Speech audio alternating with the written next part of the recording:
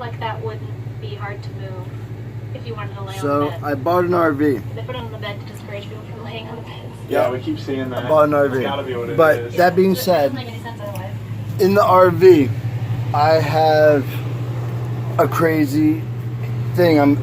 It's new to me. I've become a minor, like everything. But I was in the vent. I pulled the light, this down.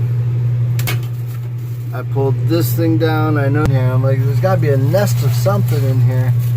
So I'm looking, and then I pull something out, and I find an actual nest.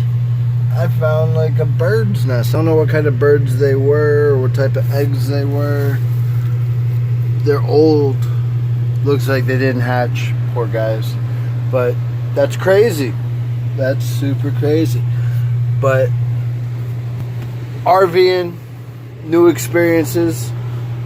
Figured I'd share some of my experiences with everybody else. But yeah, things you can find in your RV vents.